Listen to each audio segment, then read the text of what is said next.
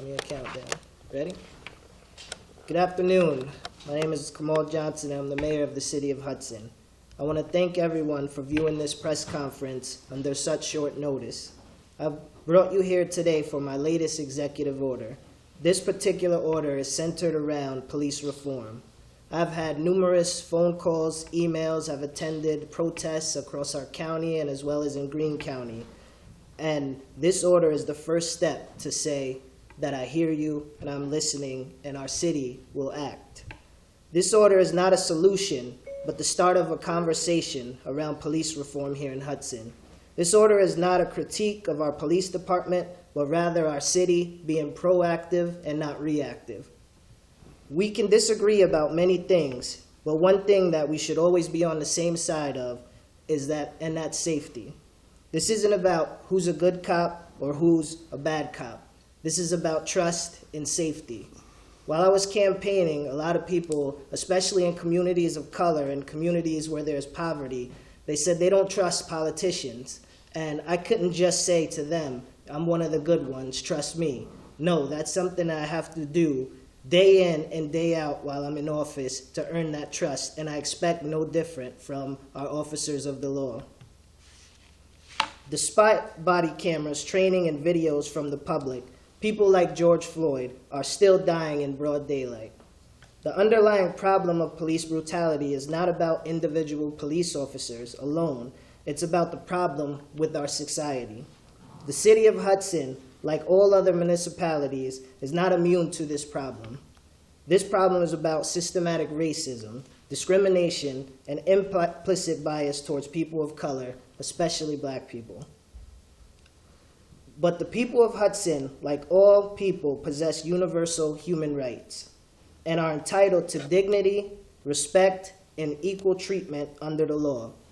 I am committed to making sure that this happens. I recognize the danger and importance of the job, and I need to support a professional police department. I live in a neighborhood where just around the corner a young man was murdered, and that needs to stop as well. Things must change here in Hudson, and that change starts today.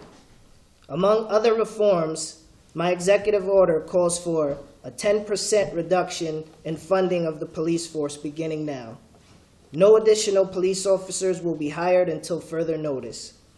The police force will demilitarize. We will no longer accept vehicles of equipment formerly used for military purposes through the federal forfeiture program, and that includes vehicles and funds. Police officers will avoid using military equipment and military-style uniforms for non-essential purposes. I am creating a police reconciliation and advisory committee to be composed of police, city officials, residents to meet with me once a month on police matters. This commission will undertake a reconciliation process with the community and will report back their findings to me by November 15th of this year.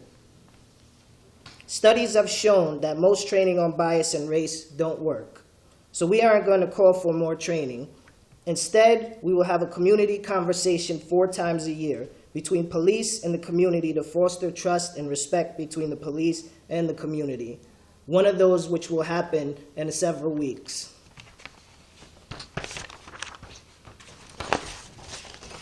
Our police already use body cameras, and I'm proud to say that just last week we received a grant for additional cameras, so now every officer on our police force will be wearing a body camera, and that footage is to be reviewed periodically, and I will ensure that that happens. I'm proud to say that our police have already banned the using of chokeholds and hog-tying people. We also have in our policy a duty to intervene. So if any officer sees another officer using excessive force, verbal or physical, it is their duty to intervene, and we will ensure that that happens. Effective immediately, so-called no-knock warrants for drug searches and other police functions where they are not essential to protect public safety are prohibited. The Hudson Police Department will implement a Hudson Cares program to assist individuals with seeking treatment for substance use disorders based upon the highly successful program started by our Commissioner Volkman.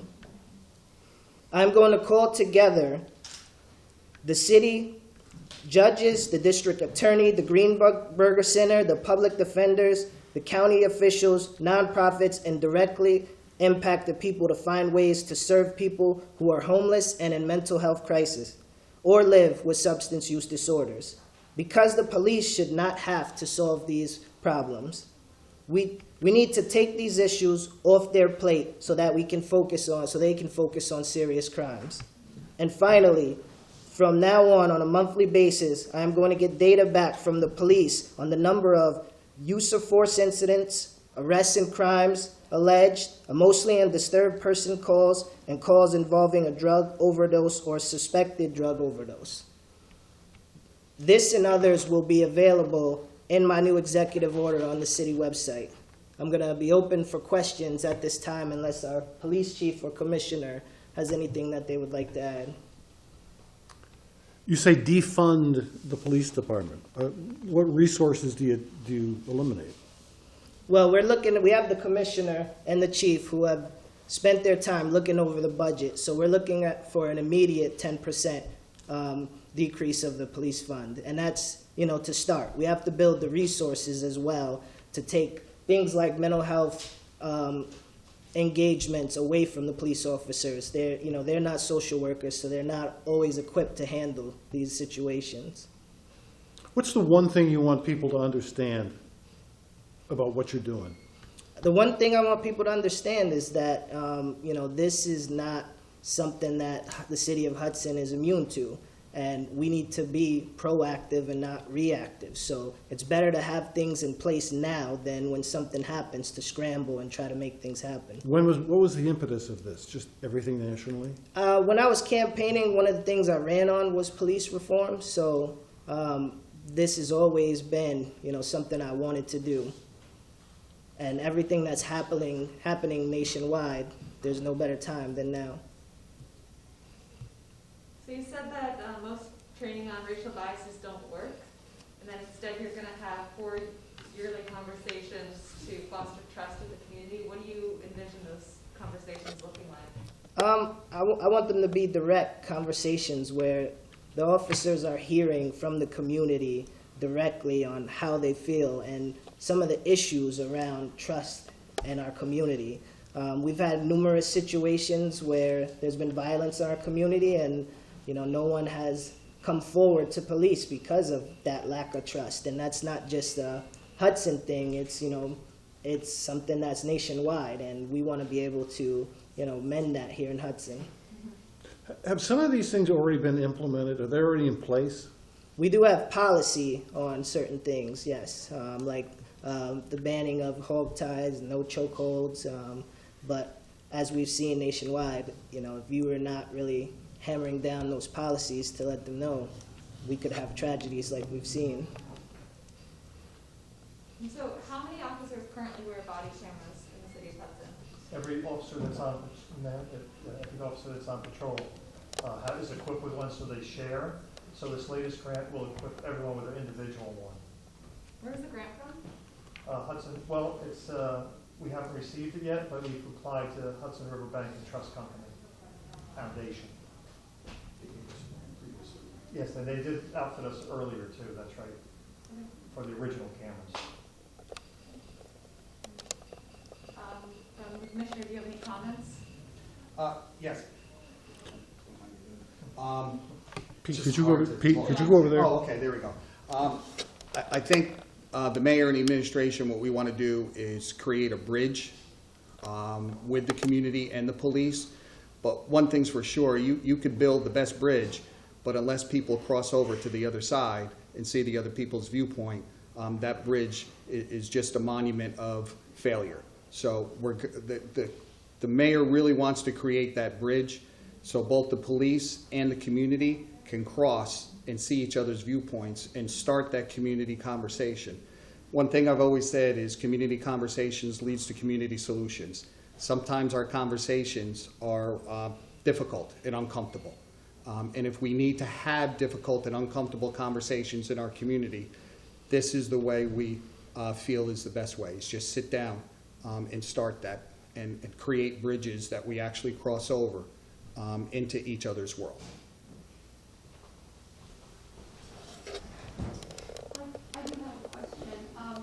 The governor, of course, as we all know, has more or less mandated that every community rebuild, redesign, re-envision their police force, and suggested actually this morning that time was wasting and today was the day to begin.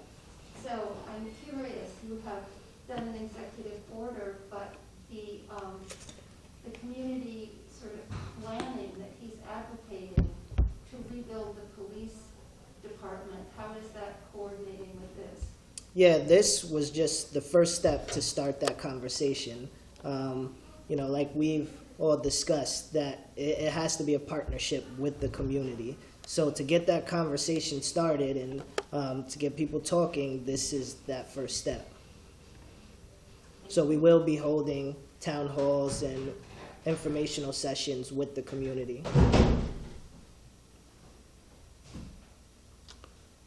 Thank you, Mayor. Thank you. Does the police chief have a comment? Excuse me? Do you have a comment on either the 10% reduction or, anything? Well, I support this initiative to the end that I think the public will get a greater opportunity to see what young, fine people we have in our department.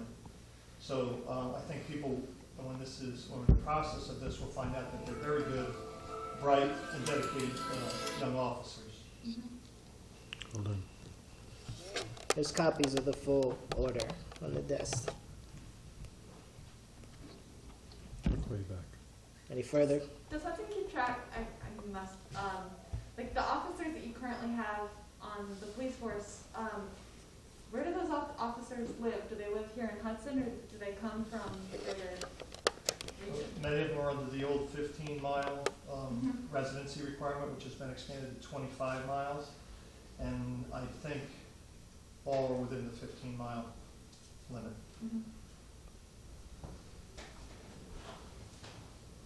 What kind of conversations have you been having with your officers as these protests continue? Yeah, I around mean, the country? of course, everyone's talking about it, everyone's concerned. I think the openness, open conversation and interaction is going to allay a lot of their fears and concerns because they've got a lot to be proud of. Their actions and how they comport themselves is something that can actually be recognized now. So we do look forward to that and joining in with the mayor's plan. Mhm. But you said everyone's concerned. What are some of the concerns that have been brought up by officers? Well, I mean, if you just watch television, you see violence, you see protests, how will we react? We're a small department. How will this affect us here in a small town? And we did have one protest that went off rather smoothly, so I think it's an indication that, we have a fine town, and folks will get these ideas out in a reasonable and safe manner. Who's going to be facilitating these conversations between police and the community? Well, we're actually going to be implementing a reconciliation board and advisory board, so we would like those individuals from the community to facilitate these discussions. The early ones, myself and the commissioner, will facilitate. This is going to be new waters for our city, so it's going to take some patience, but together we're going to make things happen here that should happen nationally. Good soundbite. Thank you.